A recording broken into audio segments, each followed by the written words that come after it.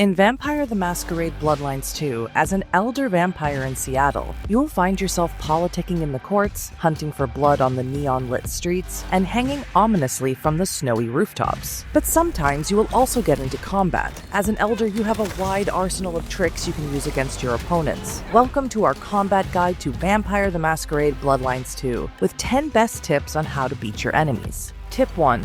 Learn how to avoid the attacks. The first step to successful combat is knowing how to make your enemies miss. Dashing is your best friend, allowing for quick, timed movements away from the attacks. If you need to escape the combat to a vantage point, use Vampiric Sprint to get away. Later on, your relocate discipline powers will also come to use. Master them to become unhittable. Remember that you can't avoid attacks when you're feeding, so feed strategically. Tip 2.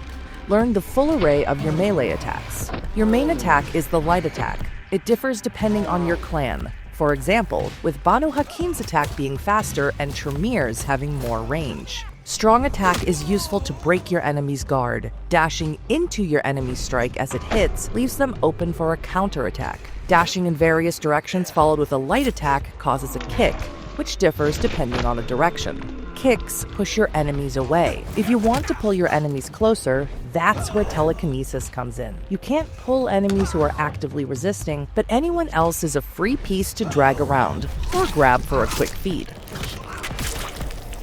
Tip 3. Use gravity to your advantage. Gravity doesn't concern you, but it does concern your enemies. Falling from heights will kill or hurt them, and you can use it against anyone who dares to stand high above you. Pull enemies off the roof with telekinesis or push them out with your kicks. The result is the same: splat. Tip 4. Check for vantage points. Most enemies can be finished off with one stealth attack, and the easiest way to pull it off is from above. Fall on your opponents from vantage points, stacked objects, ceiling beams, and scaffolding. You can also use your disciplines from above, watching people below you squirm. Tip 5. Use enemies' weapons against them. Every weapon your enemies wield can be used against them. Melee weapons work best when thrown back at their heads, and all guns can be used with telekinesis until their magazines are empty. Pick them up from your enemies' corpses or force drop them with taunt. You can also throw back some projectiles at them.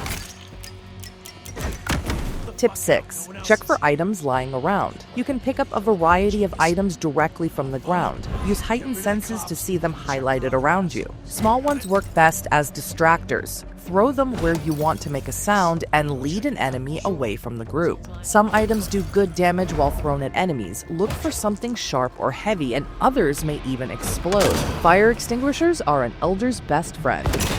Don't quote me on that. Tip 7. Use your elixirs. You can find thin blood elixirs in many places throughout the game. Some work as equivalents of health or blood potions, but you can also find potence and fortitude elixirs that boost your physical strength and defense, respectively. Use them during boss fights and in harder encounters. And if you can't get close to a potion, you can pick it up using your telekinesis. Tip 8. Learn the full array of your discipline powers. Discipline powers will make your unlife much easier, and they become even more useful when you discover different ways in which you can use them. For example, Tremere Recall lets you teleport back to your sigil, but did you know it also kills or damages enemies who stand on it? Banu Hakim's bladed hand can cut heads off many opponents at once if you line them up together. You'll discover more of these extra features as you use your disciplines more, so always come to combat stacked with blood. Tip 9. Unlock more powers from clan trainers. You're not bound to your clan powers for the rest of the game. You can unlock all active abilities in the game from clan trainers. You can find them in various locations around the city, but they will only work with you once you get official approval from the prince. Then, they will ask for a price of resonant blood for their lessons, so make sure to hunt for the best blood as you traverse through Seattle. Tip 10. Discover powerful discipline combos. Some discipline powers work great together. Mass manipulation can be paired with terminal decree to kill as many opponents at once, or with taunt to disarm them, allowing you to pick as many guns as you please. Cauldron of Blood can be paired with Blood Curse to attract many enemies in one spot before exploding one of them in the middle. You can also change your abilities at any time, even mid-combat, to unlock other powerful combos and test things together. Have fun with it.